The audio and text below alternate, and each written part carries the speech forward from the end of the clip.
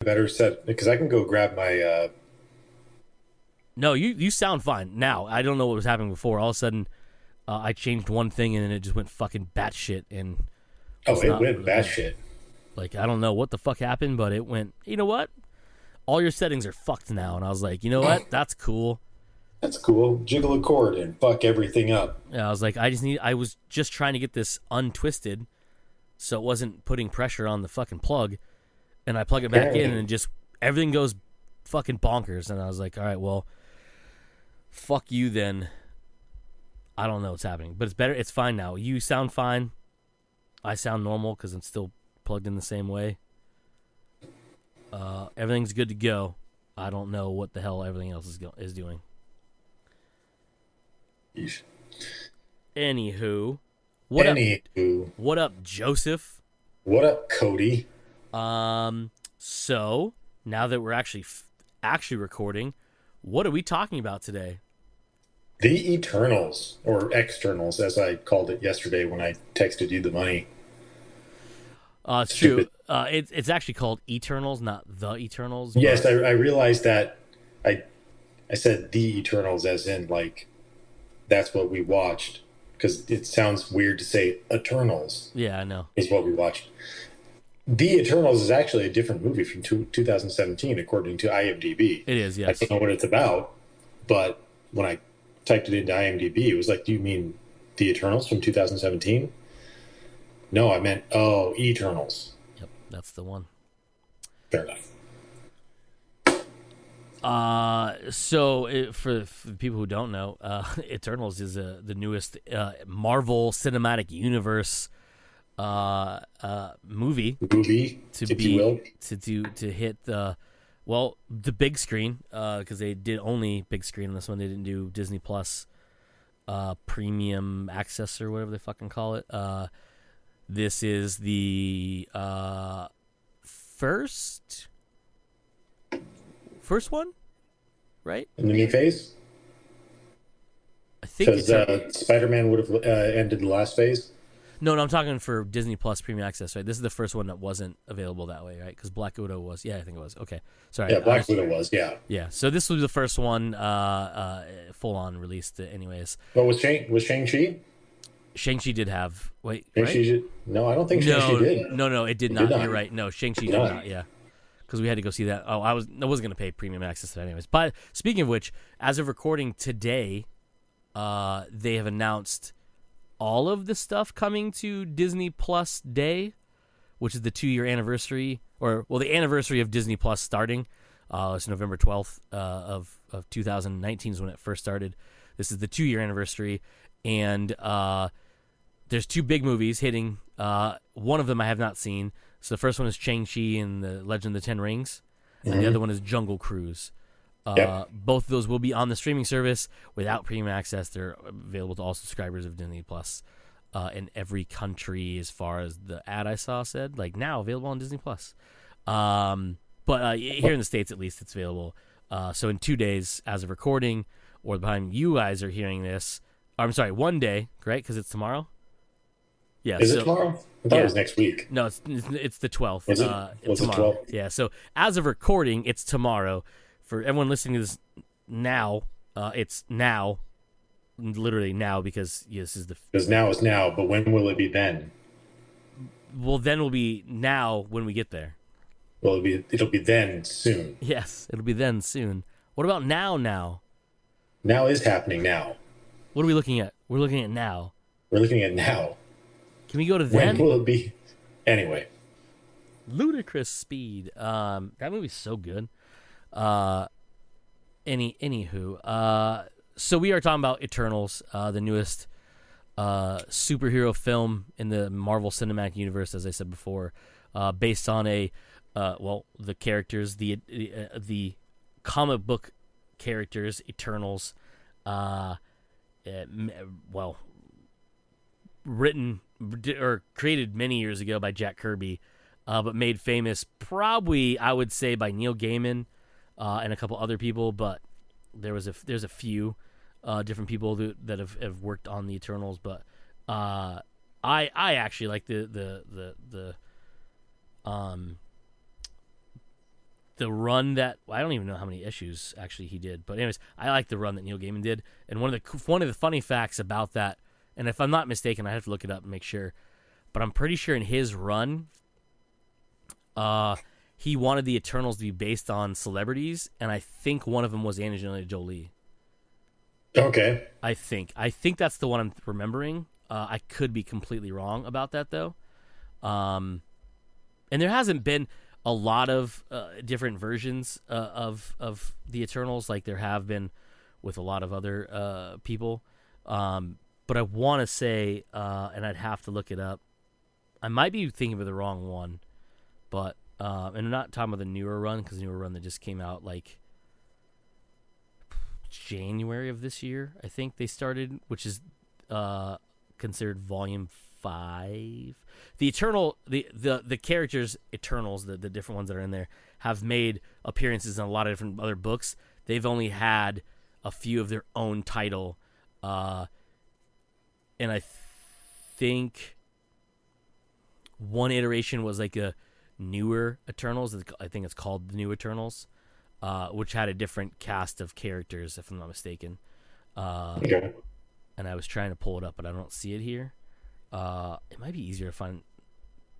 Anyways, go ahead. We can talk about it. I'll look it up I'll Google search, since I don't have my research assistant with me right now. Her name is Paige, for anyone who's wondering who my research assistant is. Oige. Paige. Oige. Oige. Oige. So we'll just do the normal thing we do, I guess. If you're down for that. I mean, just play it by ear and go off of pure instinct. Yes, I was gonna say, did you like it? Yes or no? And then the 3 things, and then 1 thing, if that's what you want to do. I didn't actually ask you last night if you liked it or not. Well, anyway. Bit. Go ahead. So, waiting for you to start things up here, I have been racking my brain over if I did really even have any like favorite parts of this movie. Did I like it or not? I liked it. I did. But I don't know how much I liked it. That's fair. I think if you would have to put it on a scale of like, and I'm not going to sit here and actually do like a breakdown of it, it would probably be one of my lower rated Marvel movies, which is really sad to say because it kind of agrees with what a lot of critics seem to be saying, that it's, critically not a very good movie. I think it's a good movie. It's just not a Marvel movie, for one. It seems like it's not that type of like brightly colored. I don't know. It's hard to explain. It's weird. It is very much more of a character-driven story rather than spectacle type, colorful superheroes making quips and having fun type thing. It's very much more a serious look into the lives of these characters, which is very refreshing to see from a Marvel standpoint. But I don't know. I'm conflicted. I'm seriously conflicted on whether how much I like the movie. I found the bad guys in it really to just be blah. They didn't really add much to the story. The Deviants, they were just there to drive the plot, and that was pretty much it. And even the design of the Deviants was more like I tangled a bunch of computer wires together and raw type of stuff. And then they gain sentient towards the end. Spoiler alert! Like pretty much everything that we're going to do. Dare you? Spoiler. They gain more sentient at the end there, and you kind of feel bad for them, but at the same time, like the Eternals were like, they're still bad guys, so we have to kill them, and that's pretty much it. They kill them. So, end of story there. We find out that the big bad guy is the god Ashinin. The The celestial. Celestial, whatever his name was, Ashinin and I Ashinin. forgot to look up who plays his voice. I thought I saw it a second ago here. Anyway, uh, oh, excuse me. Acting wise, I think it was great. I thought it did have some funny moments in it, especially with uh, what's his balls, Kamal Nanjiani Yeah. and his sidekick. Uh, I kept looking at him and going, "That is the Indian Paul Bearer." For your wrestling fans out there, uh, Harish Patel, Yeah. Playing Karun. Karun, absolutely funny, fun character, and I'm so sad that like I get it story wise, but at the end there, him and Kamal's character are just like, "Nah, we're out of here," and then don't show up for the final fight, and that's literally it for them. Uh, so yeah, I don't know. I can't think of three specific things that I really, I guess, liked about the movie. I think it was well cast, but nothing just really stood out to me. Uh, yeah, it's weird, but like I said, like just going into this the before our podcast here, I just kept thinking, what, if anything, I really liked about this movie. And it wasn't a bad movie. It was a good movie. It was a real well done, more of a superheroish drama movie, but I couldn't think of a fight scene that I really cared about because all the villains were just blah. I think the only thing that really intrigued me was the final, literally the final scene of the movie with Jon Snow and the sword, and the voice off screen that even at that point you turned to me and you're like, do you know who that was? And I was like, I honestly don't know who that was at all. Like, why didn't they show him? Why did they have to be an off screen voice? And then you made mention that it's I can't remember the guy's name, but it's the actor who will be playing Blade, and I like, that's cool. What does he have to do with Jon Snow's character and his Dark Knight, Death Knight? The fuck was that? Black I Knight. looked it up later. Black Knight. What does he have to do with the Black Knight? I couldn't find like any Um. real comic book reason why those two should cross paths at that point.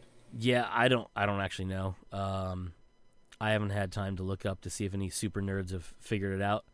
I was like, all right, well, I guess that's a cool little thing. So again, I haven't looked up anything to like. The only reason I know he was in it is because as soon as the movie ended, I pulled up my app and looked at what was coming up, and it gives you Yeah. little blurbs or whatever. Which is at that point doesn't matter if I get spoiled because I'm about to watch it. Right. So obviously you see the stinger scene mid credits. We'll talk about that in a minute. And then the after credit, truly after credit scene, which is I think may or may not be more. I don't know. It could be for Eternals 2 or whatever they come back as, whatever. But I don't know. But it's the reveal that was supposed. Basically, he was trying to tell her something. Ends up being he's being handed down the title of Black Knight. This version of it, which I think is more close to the Ultimates version, because he eventually joins the West Coast Ultimates, which is the West Coast Avengers and the Mark Miller Ultimates run. But I don't know why, other than the fact that I think at one point he and Blade in the Ultimate Universe fought a vampiric infection that was running through New York, along with some of the Avengers that weren't transformed into vampires. I think. I can't remember if it was, but I don't know because I haven't looked it up and haven't watched anything since last night because, work and all. Right. By the way, I looked up the Neil Gaiman one. There's not the one I thought of. That was the one that had people who looked like other, like celebrities. That's a different one because this one's done by John Romita Jr. and all his characters look essentially the same. So, awesome art, just not the one I thought it was. Right. There was a run of the Eternals I could have swore that had the characters looked like celebrities. I might be making that up, but I don't know if that's true or not.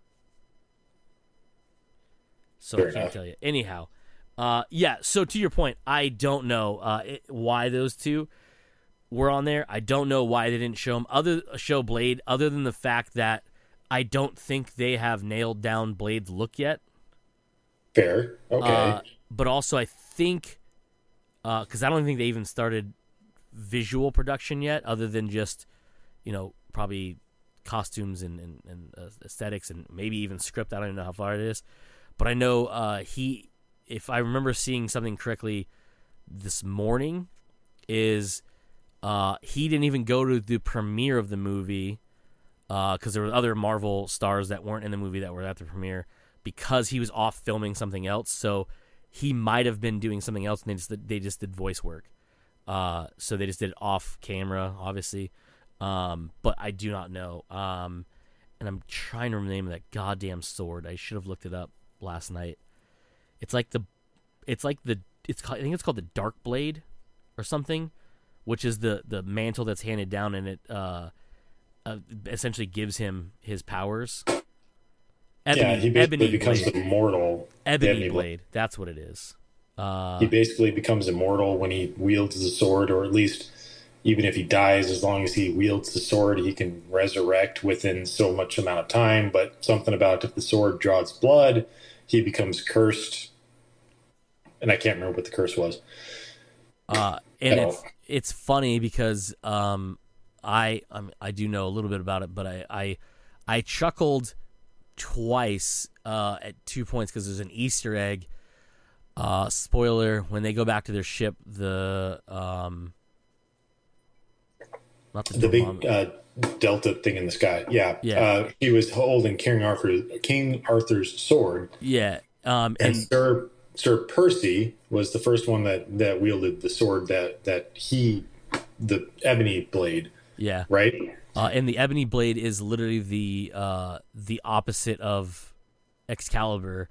One is known as the Lightbringer, the other one is the Darkbringer, or the Nightbringer, or something like that, or Shadebringer. I can't remember.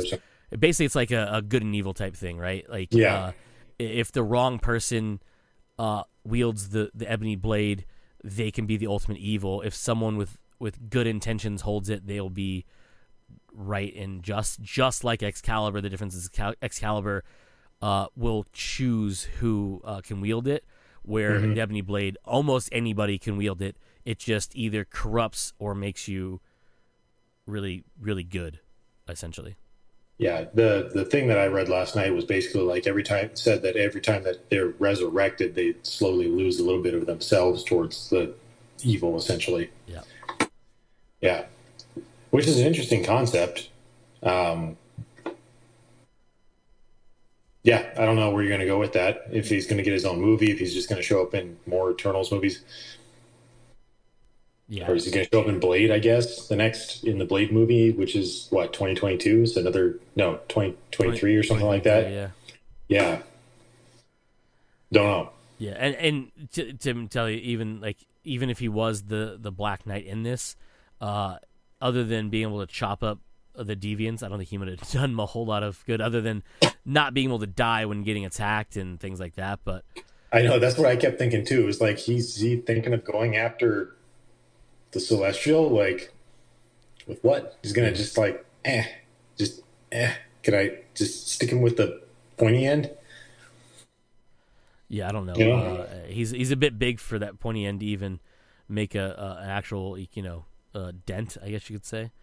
But yeah. Anyhow, yeah. So I actually have a similar thought process to you. I really liked the movie, which is weird because I'm about to say something that sounds like it's contradictive, but it sounded kind of like right. You don't want to say like I didn't like. You don't want to say something that sounds like you didn't like the movie. Like I enjoyed it, but it was just I don't know. Just wasn't. There was, other than a lot of maybe leading to other stuff, nothing happened in this movie. Yeah. which is weird because a lot of stuff happened in this movie, but nothing other than explaining why they weren't already part of the MCU as we've watched them, which is actually, it's to a point that's actually very true of what the whole thing is that's why they're on Earth. And difference is I don't remember them interacting as much physically as in Behind the Shadows, if I remember correctly, because and that's why in one of I don't think it was Kirby's book, but one of the books, that's why the Eternals are all different races essentially. They explain it that they're the ones that basically not populated the Earth, but their likenesses, they pushed forward life. I don't know how to put it properly, but basically that's why they're all different. It was something that, like, yeah, like you can get by looking at the character, the actors that they chose, and the characters that they were. There was a very much like Kumail Nanjiani. He's Indian. You know, you have British. You have. I actually don't know if she is. If Gemma Chan is Chinese. I think so. But yeah, you had definitely, you know, those actors were cast in those specific roles because those specific characters are of those different places on Earth, so that they would be able to blend in with those different civilizations that as they would come up. Yeah. So, it's interesting because to the point you and I made, this movie, it felt like it was setting other things up, but also nothing was set up. Like nothing concrete was set up. It just seemed like they set up a sequel, but also somehow also set up stuff for other movies.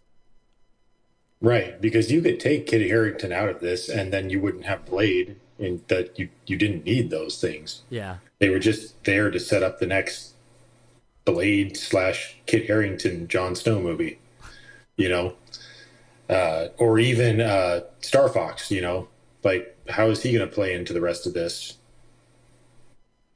type of thing? Yeah, I remember. So even today at work when I was thinking about, obviously talking about it tonight with you, I was like, oh, okay, yeah. You know, there's this cool part. It wasn't that cool. And I was like, what about, no? Nope. Huh. What am I going to say when I say three cool things? I did find a cool fact out. The main deviant was voiced by Bill Skarsgård. Yeah, I saw that too. I was like, for a second there, I was like, where was he? Oh, he was probably the main bad guy, which I couldn't even tell you his name. Like it's there on IMDb. It states his character's name, where is it? Crow. Deviant Crow. Yeah. Crow. Cool. Did they even say that in the whole entire movie? I have no idea. It was not a really interesting character at all. And so, and that's the, I don't know, I don't want to say it. That's the thing. The Deviants, they're not that big of they're a big deal. Because much like the movie told you essentially, is the Deviants were the first attempt to trigger sentient life on a planet to bring forth the sentient life so that they can live, and then their brain pattern things can fuel the celestial that's growing inside of the planet, and once it gets to a certain point, it births out of the planet. Yeah, so like it's in the Deviants. They are a race of beings brought forth. They're humanoid-ish in a way. And that's the thing, is like threw me off when they said Deviants. Later in the previews, before we saw the movie, obviously, I saw the one which had that weird rapey embrace with Angelina Jolie in the cave. Even in the trailer, I was like, this seems real unpleasant to be witnessing. When he wraps her arms up behind her, I was like, this is not good. Right. Anyhow, in the trailer, I was like, oh, okay, he's humanoid, I get it. But like in the Marvel universe, the Deviants, they're like space mutants. Is that I guess that's probably the easiest way to say it.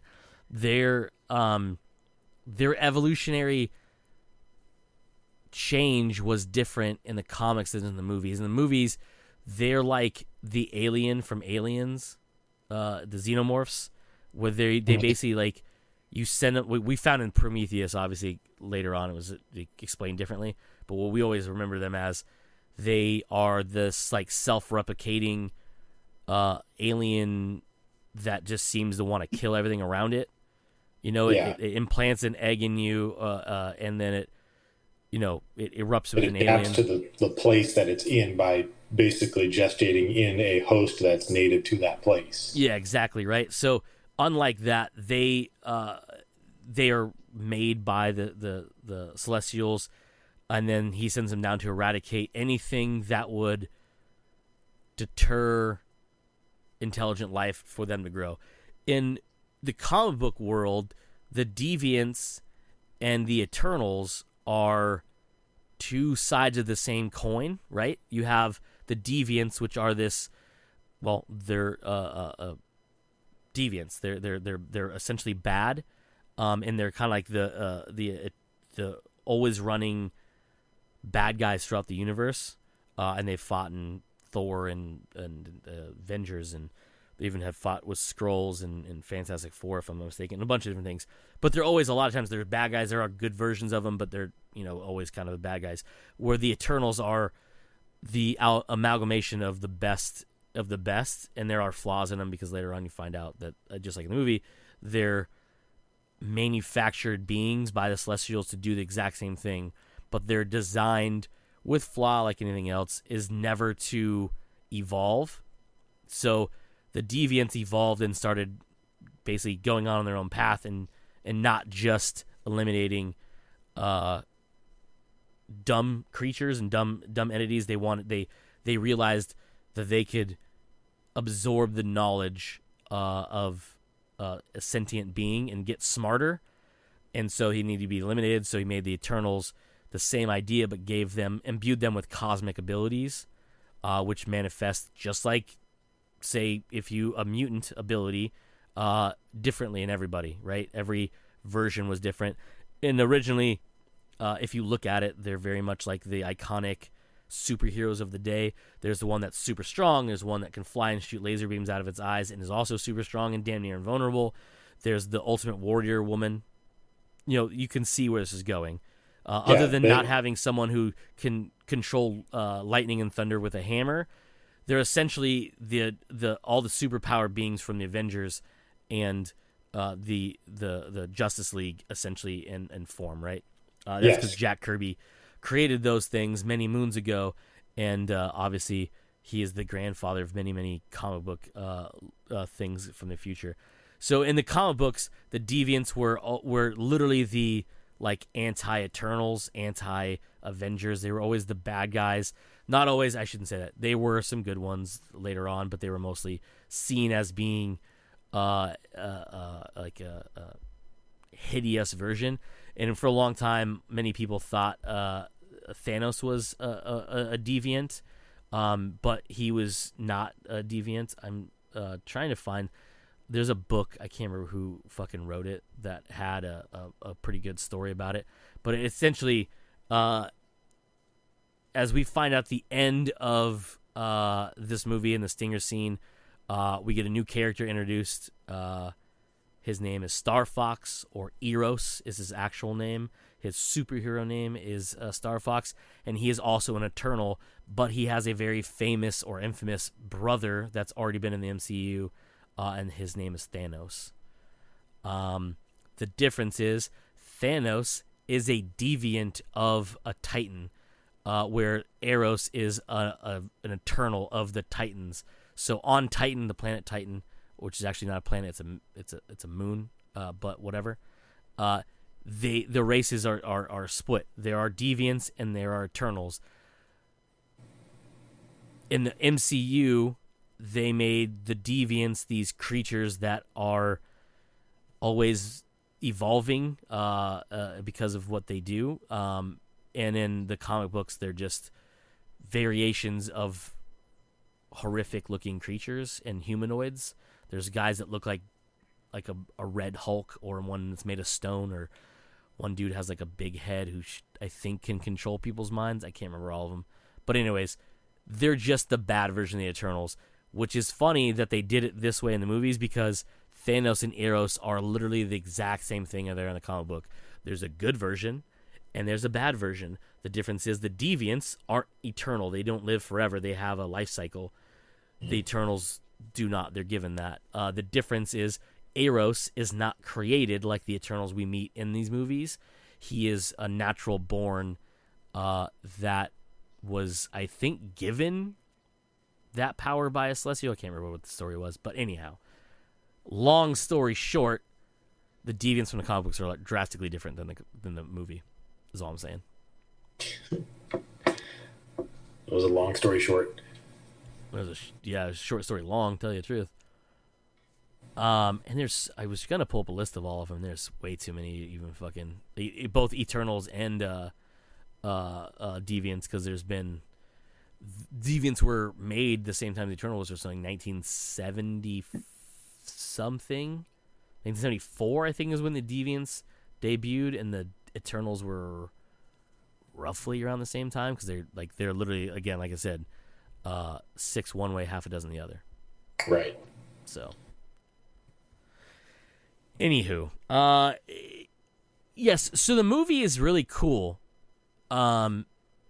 It gets a little too in its own way, in its simplicity, but also complexity, because they went around. They basically, like, the Deviants in this were more of a MacGuffin that you visually saw, because they weren't the actual villains of the movie.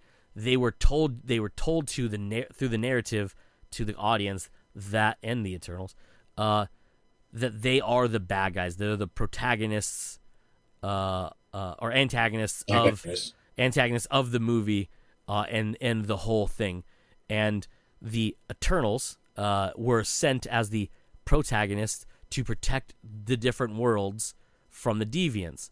Obviously, at the end, you find out that no, even the Eternals are technically bad, because they're bringing forth new Celestials, which is technically good, but also bad because you're killing an entire species on a planet just to birth one creature that will bring about more galaxies and stuff, and they end up doing the same thing over and over and over and over again. So you are literally snuffing out numerous billions. I don't even know what number you could say that is, because it's an infinite number of sentient life, and they show it at one point, even when Erishim is telling, it's when he was telling. It was when he was telling. Was that when they showed it? No, they showed it when he was telling Gemma Chan, because we only saw Selma Hayek talk to Ashen. That's right. Yeah, when he was telling in the past. Yeah, that's right. In the past, it was when he was telling Cersei. Because I was thinking, was it when when Icarus was telling the story? No. It was when Erishim was telling Cersei, because they kept doing it. I also thought it was very funny that Cersei is opposite any Game of Thrones characters, but especially two Stark sons, because she was a villain in Game of Thrones, and they played heroes in Game of Thrones. Anyways, I thought that was hilarious that they cast two people from Game of Thrones, and there's a character named Cersei. Anywho, so you see in the point of view when, or not point of view, the factual telling of the history of the Eternals to Cersei by Airshim, that the Deviants were doing the same thing they were, but they were piss poor at it. And so he had to create them to eliminate them, but then also foster forward intelligent life. That is all plot. That's the only plot of this movie until the big reveal, which I'll tell you right now, I didn't think about until later. I didn't figure it out until almost the reveal. And I was like, oh, you know what? He's the bad guy. Because I was thinking at first that's how they're going to make Black Knight the bad guy, is he's an Eternal that's basically helping the Deviants or whatever. And then I was like, oh no, this is a fallen Superman story in the Superman version or analog of Superman in this, Icarus, who is literally living up to his name by he flies too close to the sun. Well, no, not just that. The death is just ironic, obviously, but like more of like he flew too close to the sun because he literally believed too much in one thing, and so he obviously his wings melted and he falls to earth and dies. And then he was too zealot to the belief, and so he became a bad guy for bad guy's sake in this movie, which really made me very mad.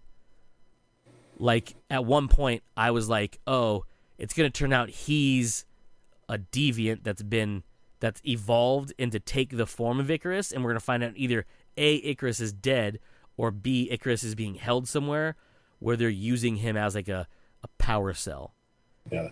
And then that was too elaborate because no one thinks of things that just could be different, and they're just like, no, we have a Boyd situation here, or the loser situation where one of you is the bad guy and he's going to try to fuck you all over and you have to come together to beat him. I was like, that's your fucking story. And I was like, I think that's what made me realize that there was nothing in this movie that was like spectacular.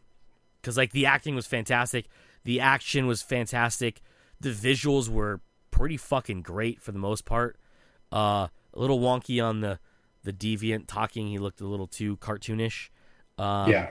But obviously he had 4 eyes and his face was not human enough. But you could have pulled a fucking Voldemort and just erased his nose and he would have been more alien than that. Whatever. But I just kept thinking, again, this is going to sound like I didn't like this movie. I actually enjoyed this movie quite a bit. I found myself very enthralled in it. But I was let down by the lack of creativity and originality they could have used in this, because they were doing so much to try to be original in this, having an openly gay character or bisexual. I don't know what you would call him, because he was technically with a man, but like he's also an alien, so like, can he technically be gay? Anyhow, you have the deaf character, you have all these different races, and they're all their own thing. The one thing that drove me insane is you have all this you're putting forward, but you don't have creativity behind the story. Yeah, I suppose that is my similar thoughts. Like, there was so much good with it. There was so much good character development and backstories and stuff, but because you didn't really have a good bad guy, because you didn't really have the story was there, and I'm sure it drives things forward in the Marvel universe, but it just wasn't that compelling in this movie, that it just, I don't know, like I kept saying earlier, like you were saying earlier, like it's a good movie. It's just not a great movie. Yeah, it's depressing because like it's still making a lot of money, and obviously it's it's not gonna fail by any stretch of the imagination. But like, this truly could have been an Avengers 2.0 with a solid twist versus a kind of lackluster this has been done so many times twist, just because one of the good guys is a bad guy, and like I was like, really, that's where you went with this? All this build up and it's just this dude is too much of a zealot for his own good. And then, like, they didn't even have to, like, kill him to win. They had to subdue him, and then he just decides, fuck it, I'll join you at the end, even though I have tried to kill multiple of you and sent this little crazy girl to stab my ex-wife or estranged wife. I don't know if they ever got a divorce. In the back. Very Loki style, by the way, because she used mischief and illusions and then used the knife. I thought was like, and she dressed like, I was like, and she's like, the weak one, the one that's always seemed as being weak. I was like, well, that's weird. But yeah, it was, I was like, all right, whatever. And I just felt let down at the end, I guess is what I'm trying to say. Like, I enjoyed the movie, and I'll watch it again later on when it comes out on Disney Plus. But I just wasn't blown away at the end until, like, the reveal of Star Fox is pretty cool because it's Harry Styles. And the way he was revealed with the little goblin guy that just drunkenly comes out of nowhere and is just like starts babbling off like Game of Thrones style. The troll, the something, the troll. And I was like, that was funny. And Harry Styles just swaggers fucking into the ship. If I had to guess, that scene was directed by James Gunn. I can see that. The two reasons why. The music, first off, it was too great. Like, it was just a great way, but also, the the humor and the gravity of it. Like, they just find out their friends are like could potentially be like dead, and then this dude shows up. The first thing that shows up is Pip the troll, drunk off his ass. Then trying to give the introduction of this great, powerful guy, and then you find out it's obviously Thanos' brother, and it's Harry Styles is the most important thing. I guess you could really take away from that. But like it's the humor in it, the music, and just the way it was shot felt like I was like, dude, did James direct this like stinger scene, and is it somehow connected to Guardians Volume 3? I don't know. I doubt it. Maybe that's me hoping. But like I was like, okay, because the end credit scene with the reveal of the Ebony Blade and the other Blade, which I just dawned on me that's a funny thing. They blew the Ebony Blade and Blade in the same scene. Yeah, that's pretty funny. Yeah, that felt like that was directed by Chloe. What's her name? Zhao. Chloe Zhao. It just that felt more like the rest of the movie, but that scene on the ship, and I don't know if that's like this is how space is supposed to feel in the cinematic universe. It's kind of goofy and a little loose, man, and it has the '80s soundtrack to it. Yeah, like Foreigner's playing, and you're like, this seems too James Gunn not to be James Gunn, and I don't know if anyone said this to him or even brought it up to him.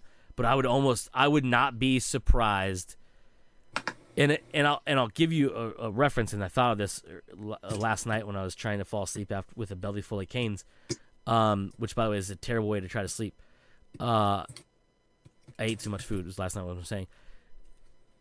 It felt like the scene from from Infinity War with the reveal of the Guardians meeting Thor. That was directed by James Gunn, even though that movie was directed by the Russos. That scene was written and directed by James Gunn, which I thought is a really good touch because it's his characters and it's kind of his world. But that scene felt like a James Gunn Guardians of the Galaxy scene when those characters show up in other scenes, like when they finally meet up with the Avengers on Titan to try to capture Thanos and stop him. Those characters felt the same, but the scene didn't feel the same. It didn't feel Guardians of the Galaxy, where like this felt Guardians of the Galaxy, and maybe again that's my like my brain trying to reach for like, is it? But it just felt, I'm not gonna say disconnected, but it felt different enough that I almost wouldn't like. I would not be shocked if it was James that did that scene. You know what I mean? Does that make sense? Yeah, I'm trying to see if there's anything out there right now that makes mention of it. He does, I guess, talk about it on Twitter, but it was more in reference to the fact that early screeners for the journalists don't get the stinger scenes Yeah, because they're for some journalists. reason. They But there's no like I have yet to see any like direct, he directed this post credit scene. Yeah, I didn't see anything, but I didn't look it up very much either, other than just right now. But like, I was thinking that last night, and like, I could say that to Paige, but she would look at me like, "What are you talking about? That makes no sense," because she wouldn't understand as much as you and I would, or maybe just me. But like, I just kept thinking like, this feels like, and I said to you last night, like, because I was already thinking it, is this like a tease for Guardians 3 somehow with Star Fox? Like, is he what connects these two, other than the fact that like he's saying, hey, your friends are in trouble, we should probably go get them, which isn't that, but also like they're searching for lost friends, and so are the Guardians. I know that's a reach still, but I don't know. That's just me. I'm just a weirdo, I guess. I don't know. That'd be really weird if you had these Eternals show up in Volume 3. And that cast would be just huge, is what I'm saying. If that's were to happen. Yeah.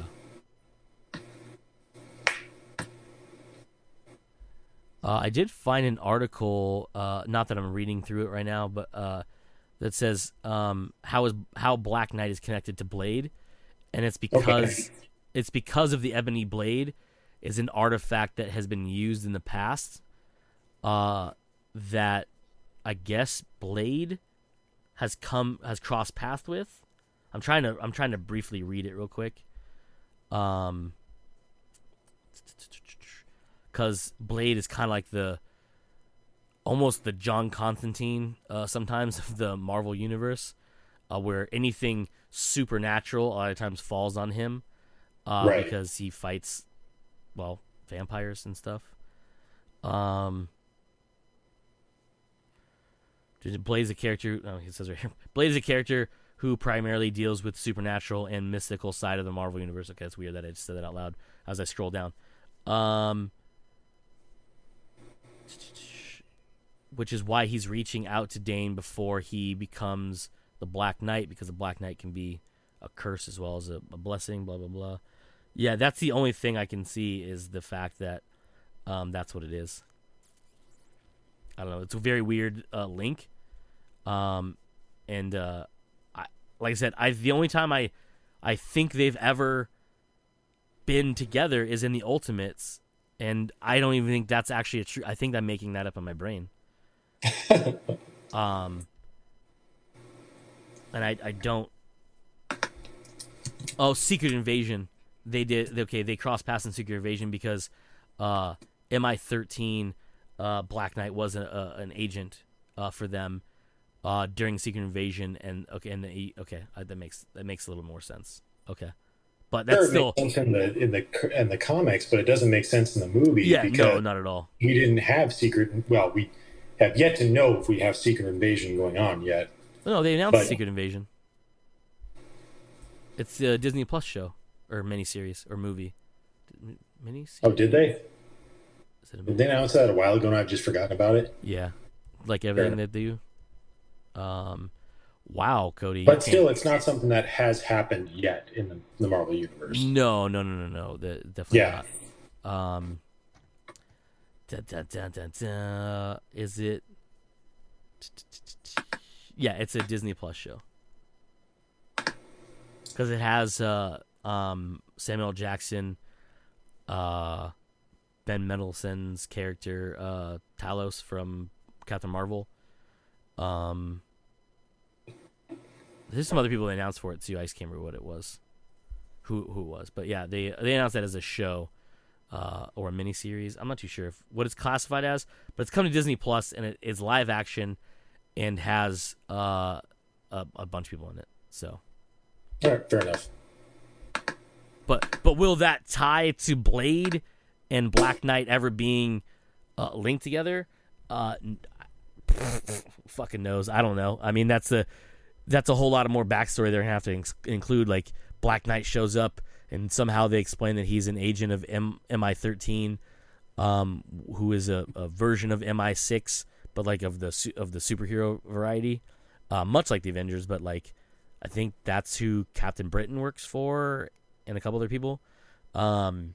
Speaking of which, before we just end this, because we're fucking way too into this, I think I don't even know how long we've been recording, 40 something minutes or something. Anyways, so in an interview, I guess I can't remember where it's from. Henry Cavill was asked, would you do Superman more? He's like, yes, we have tons more Superman stories to tell.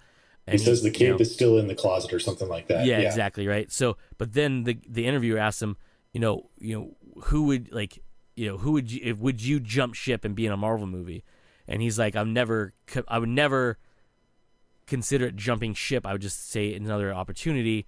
But he's like, I've been on the internet, I've seen what people think, and I would love to do like a Captain Britain. And I was like, yeah, him as Captain Britain would be pretty dope. Yeah, I mean, he's yoked as shit. We know that already. Yeah, he can pretend to be super strong, obviously, and he's British as fuck. So I mean, yeah, okay, let's work something out. I mean, James was able to work with both companies. Why can't Henry? That's all I'm saying. You know what I mean? Like, yeah.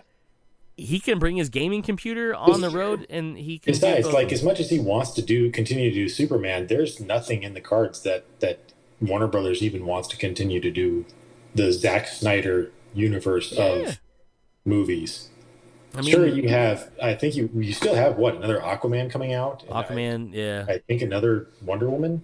Wonder Woman 3 at one point, which is. But beyond that, like, you can't just continue that universe with just those two characters.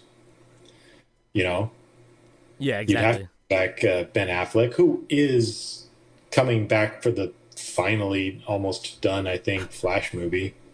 They wrapped production on it not too long ago. Okay, so they have finished it. So you have the other characters there, but yeah, as far as I remember reading the last time I read that Warner Brothers was just like, nah, we're not. We have no plans of doing any more Batman or Superman movies with those actors. Yeah, because like with the Batman, right. Everyone's referred to it as a reboot, which really isn't. It's just its own thing. Yeah, it's like it's not. It's a reboot of a Batman franchise, just not the Batman franchise, because as we now know, there's in continuity now, and I guess in continuity, Batfleck and I can't think of how to say Michael Keaton as a Batman name. Keaton Man? Nope, that sounds dumb. I don't know, whatever. Bat Keaton? I don't know. Michael Keaton's, or Tim Burton's Michael Keaton Batman is appearing in the Flash movie. It's confirmed, obviously. Right. He narrates the fucking trailer, or the teaser trailer they showed. And Ben Affleck has been confirmed to be in it because he almost killed a guy on the Bat Cycle, and then they had like shut down production because like the dude like. Actually, speaking of Michael Keaton, there's another character that now is in a DC movie and in MCU movies. Yeah, he was in a DC movie before DC being in DC movies. It was cool, So like it could happen. Let's have Henry Cavill play Captain Britain, and then you can have the link with Black Knight and MI13, so you could do Secret Invasion properly. Yeah, I'm just saying, and that way Blade will have a reason to know what the hell the Ebony Blade is inside the MCU. Anywho, I thought that was a cool thing that he's like, yeah, I've read the internet, I've been on it before, and I guess I would love to play Captain Britain. And I was rock hard thinking about, oh my god, that'd be so cool. Yeah. And that'd be dope as balls if they did it. But anyhow, also, if you think with this, right? Michael Keaton not only is as Batman in 2 different franchises now, right? He's the Vulture in the MCU's connected universe between Sony, but then he's also in the connected universe of the Sony Spider-Man universe movies, because he's in Morbius as the same character as he is in the Spider-Man movies. So that dude is on multiple levels. Like, he's in his own Batman, then he's in someone else's Batman, then he was in Vulture, and then he's in Vulture, and like, I'm like, bro, this dude can't go wrong, right? Like, that dude, like, you might as well just give that guy his own, like, everything, right? I would watch it, whatever it is at this point. And depending on how dope he is in Batman or in The Flash, maybe a Batman Beyond movie with him as old ass Bruce Wayne. Oh my God, please, can we just eventually do that? Like, let's, as much as I love Jason Momoa and actually Gal Gadot as Aquaman and Wonder Woman, because they're so perfect for the roles, and I don't want to see them not do that anymore, let's just call it done, and we just skip to the future, where we have old man Bruce Wayne, we do Batman Beyond, we just kick off a Batman Beyond, what was it called? Future Justice League Beyond, or whatever it is. We just start from there. We just go straight there. We have old man Superman, all new, younger, hear me out. Plastic characters. Hear me out. Yeah. Last point before we wrap this up and do the intro outro. What if we just start with a Batman Beyond trilogy and see where it goes? I would be happy with 2 movies. Doesn't have to be a trilogy, just 2 movies. Just two movies. Nice arc. Yeah. And it would be like, you could do Shriek. You could do like that first movie-ish thing they did with like Terry's dad getting fucking, mafia hitted through what ends up being Shriek, and like that whole, like, or eventually, because he's, what is he? The dude that kills him is not Shriek. That Shriek is because of that Powers. What's his name? Is it that dude that, like, you can see his skeleton? Yeah, it's like, what is his name? I don't remember his name at all, but he has like the radioactive powers, was it? Yeah. Like, he could, like, his bones are radioactive and he can melt people and shit. That, like, Yeah, let's just do that. Like, yeah. I want to see a human being melt makeup off and be radioactive and fight a guy in a electronic Batman suit. And let me go a little bit further. How I Okay. want it to look. Blade Runner. Yes, dude, I'm telling you. Like, Shot like Blade Runner. Doesn't have to be dystopian like Blade Runner, but shot like Blade Runner. Yeah, like, and the thing is, Batman Beyond is the only Batman movie in franchise that's allowed to use neon lights. Yes. Yep, Now, I agree. Hold on. The caveat, though, Batman is Cannot. not. No neon. The dude hides in shadows. Yep. If he glows by any stretch of the imagination, shadows don't work for him. Exactly. But the But the rest of world is allowed to have neon lights. Joel Yep. Schumacher. Not the Yep. goddamn Batmobile. Or Nope. the Robin cycle, or whatever the fuck you want to call that thing. And please, it doesn't need nipples. No, not at all. But if you have nipples, they go on a human being, not on the suit the human being wears. Because Right. Iron Man didn't have nipples, and his literal name is Iron Man, which Yeah. means he's supposed to look like a man made of iron, and yet he does not have nipples. Right. And as far as I know, every man born has nipples, unless there's a weird defect where you're born without nipples. Anyhow, comes naturally. We are. Go. I am Cody, and as usual, you fuckers just came naturally. Bye. Nipples.